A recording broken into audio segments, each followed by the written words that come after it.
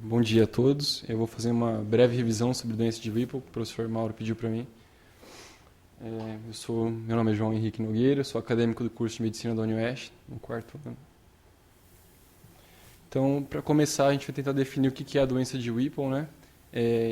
Esse médico George Whipple, em 1807, descreveu a primeira vez um paciente com perda gradual de peso e fezes que consistem principalmente em ácidos graxos. Essa foi a primeira descrição da doença.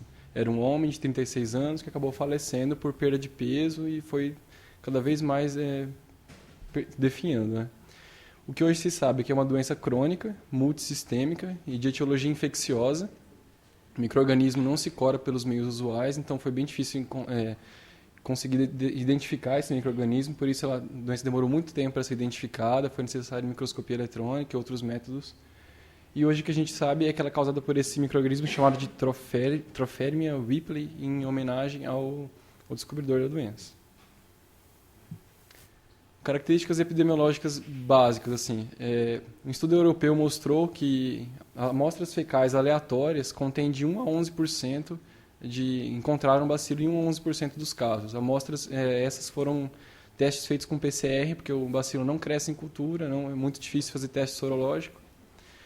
E que também foi comprovado que muitas pessoas podem ter o micro-organismo no corpo, são assintomáticos, é comum encontrar ele nas secreções salivares, na secreção gástrica, mas ele é menos comum no tubo digestivo, na parte do duodeno, na parte do intestino delgado. Quando ele é encontrado aí, mais ou menos nessas regiões, ele está mais associado à atividade de doença. Ele também é mais comum acometer adultos jovens do sexo masculino, por volta da terceira década, principalmente pessoas que trabalham no campo, ou então têm contato com animais, com silagem. Com relação à patogênese, não se sabe certamente qual é o mecanismo exato para causar a doença, como que o micro-organismo, uma hora comensal, se torna patogênico. O que se sabe é que, junto com a presença do micro-organismo no corpo, existe uma resposta imunológica alterada. Questões sutis de imunologia que podem comprometer a pessoa e fazer com que ela fique mais suscetível ao desenvolvimento da doença, principalmente por disfunção linfocitária. O que eu vi descrito no texto que o professor Mauro me deu foi que a resposta celular dirigida para as células TH1 pode estar um pouco deprimida, que é a resposta que a gente tem como controle e cura, né? E aí, se essa resposta está deprimida, ela segue via TH2 com outras interleucinas e acaba sendo uma resposta mais relacionada à cronificação. Por isso que a doença não tem um curso autolimitado. Existe também pouca mitose, quando essas células são estimuladas por mitógenos, como fitema-aglutinina, essas células respondem muito pouco, o que mostra que elas têm uma baixa resposta à proliferação linfocitária, que é comum. Após uma infecção, é comum que ocorra expansão clonal dessas células e elas ataquem o micro-organismo, e nessas pessoas é mais lentificado. Apesar disso, os níveis de globulina são normais, o que demonstra que a imunidade humoral está preservada, é um defeito mesmo celular. E também o que é observado é que os macrófagos, depois de endocitar a célula, têm baixo poder microbicida, o que leva até a uma suspeita histológica de micobacteriose, né? Porque é um micro-organismo intracelular e que parece que existe uma anergia macrofágica que impede sua destruição. Normalmente, então, o micro-organismo adentra a mucosa, invade o colo, fígado, cérebro, sinóvia, causando uma doença multissistêmica. Basicamente, então, eu coloquei a imagem só para a gente lembrar da fisiopatologia. Então, apesar de incerta, os micro-organismos, então, infectam o tubo digestivo, principalmente o intestino delgado. A partir dali, adentra a mucosa. E aqui você tem uma foto do micro-organismo, do Tropherinia. Dá para observar aqui na membrana que ele tem uma tripla camada. Isso que dificultou bastante a descoberta e os métodos de curação usual não identificaram. Aqui, basicamente, o doutor já mostrou a imagem. Aqui, só para a gente ver a mucosa aqui em cima, íntegra. Na submucosa, a gente vê esse infiltrado de macrófagos com o micro-organismo dentro, causando linfangiectasia, o edema, né, todos os processos inflamatórios. Além disso, o microambiente inflamatório submucoso prejudica a absorção, causando a diarreia e o edema das vilosidades, que o professor Mauro já mostrou, né? Então, manifestações clínicas. Clinicamente, a gente tem uma tétrade clássica descrita na literatura, em que são observados a artralgia, geralmente a artralgia de grandes articulações, artralgia simétrica e aditiva, diarreia, perda de peso, consequente à diarreia, né, e dor abdominal. que o micro-organismo pode infiltrar os vasos linfáticos e os linfonodos mesentéricos, né, causando intensa dor abdominal.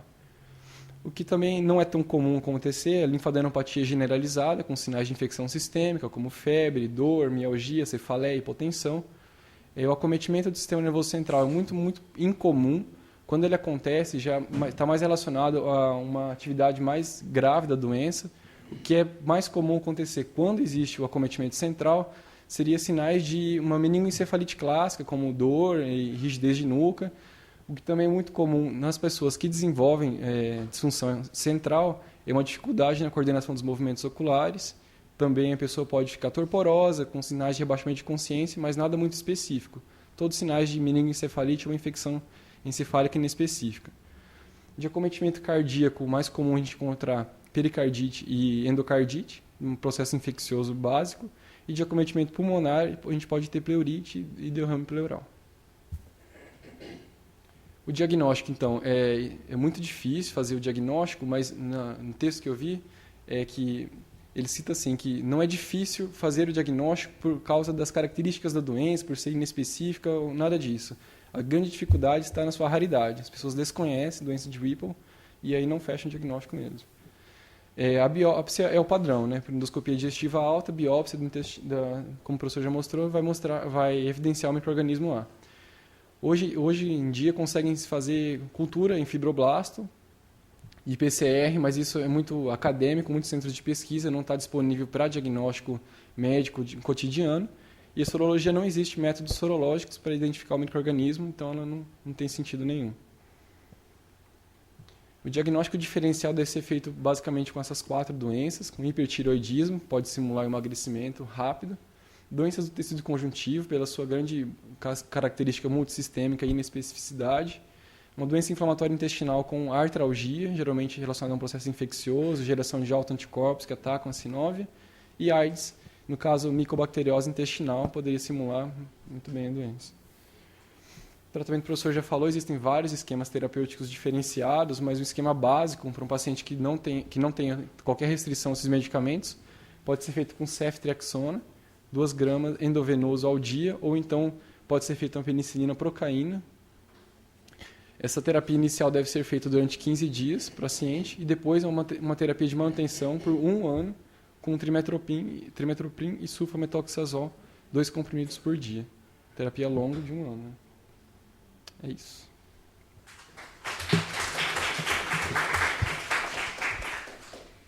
Esse caso, eu acho que quem viu não vai esquecer, os alunos, né? Não vão esquecer, porque você vai lembrar algum dia, né? Se tiver um caso, poxa, uma vez eu vi tudo bem?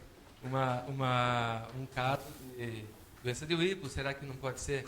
Então é o nosso caso, nós já vimos aqui, acho que há 20 anos atrás, né? Uns 2 casos próximos, assim. E a gente sempre pensa, né? Você começa a pensar, porque você viu uma vez, aí você ouviu falar, né? Como esse caso, que ilustra bem do começo ao fim. Achei que seria interessante para vocês mostrar essa evolução do paciente também, né? Que é muito interessante, porque foi tratado direitinho depois e a importância do tratamento correto. Tem mais um slide, tem vários medicamentos, né, mas isso aí está disponível em qualquer livro, vocês podem ver. Se você não puder tomar penicilina, tem outros. Queria saber se você quer comentar, Alexandre, alguma coisa também?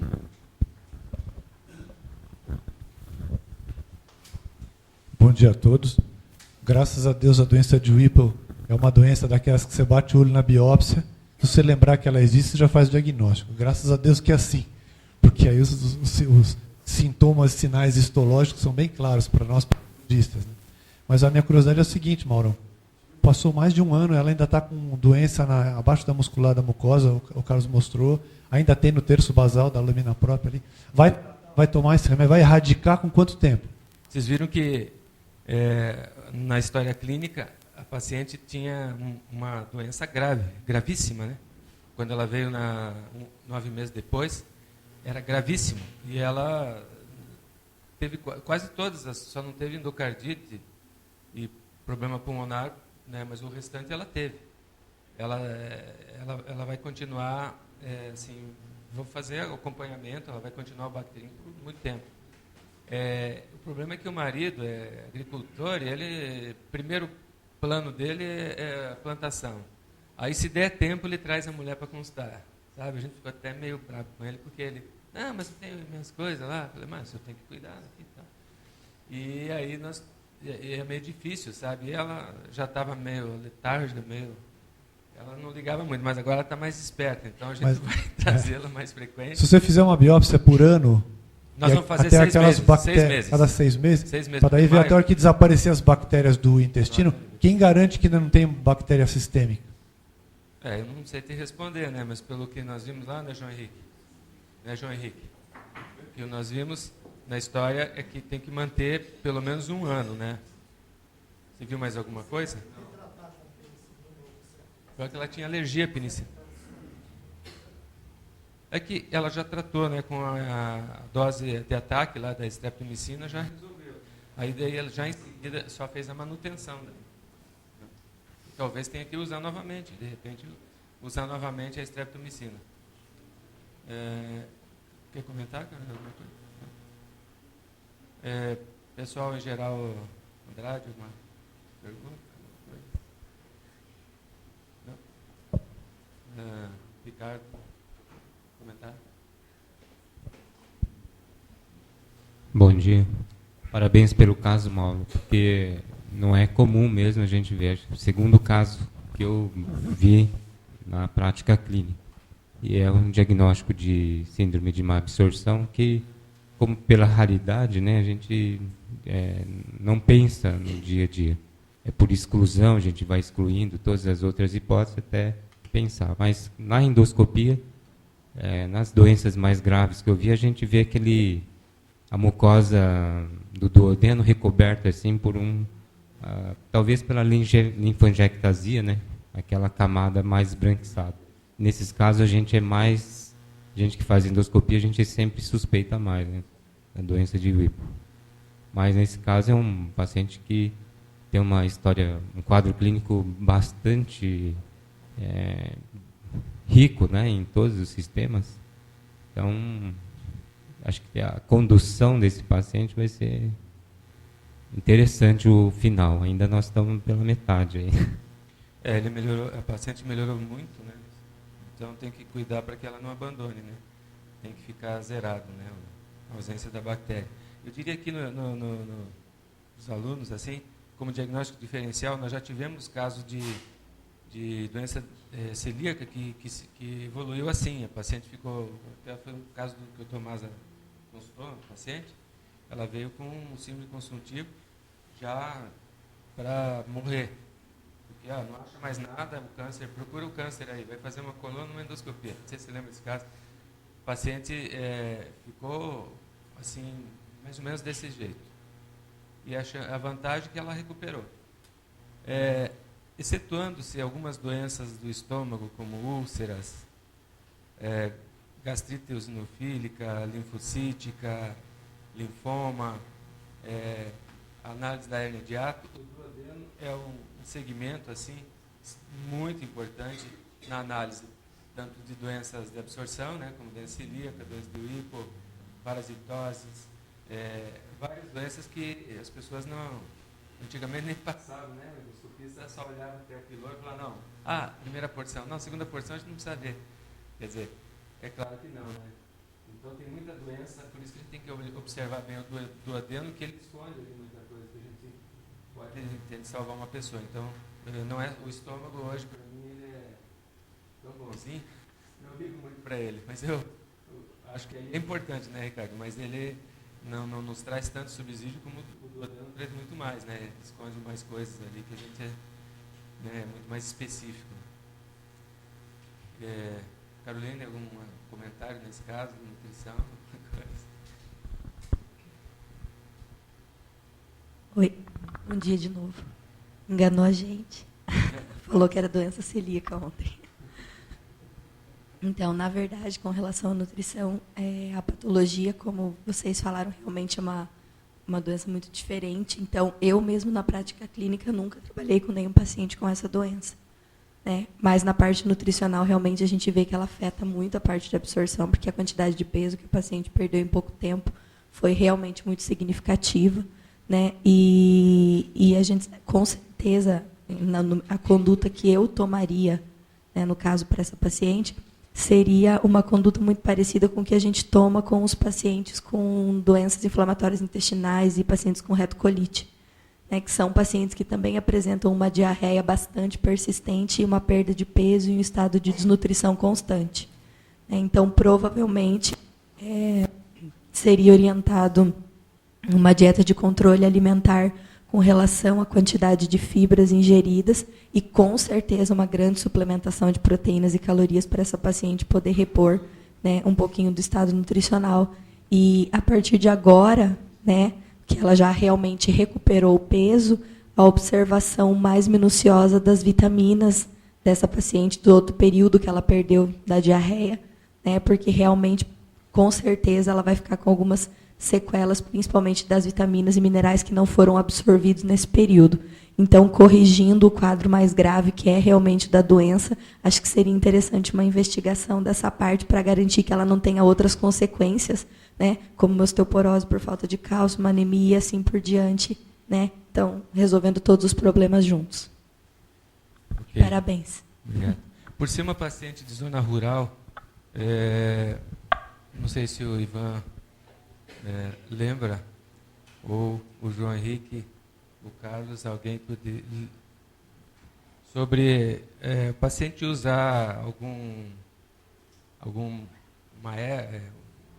sei lá, pegar um capim, pegar alguma coisa para se contaminar, que tem descrito lá, né, João? Você falou alguma coisa assim.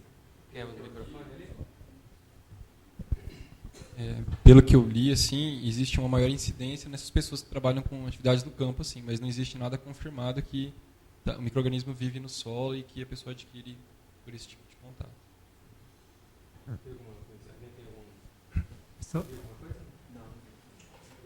Tem alguma pessoa podia adquirir esse fungo, mas como na história a gente tem, né, esse vacilo do organismo, né, de alguma forma. Não é do leite cru, não, né? Não. Às vezes tem uns bichinhos lá do leite cru de vaca. Brucelose?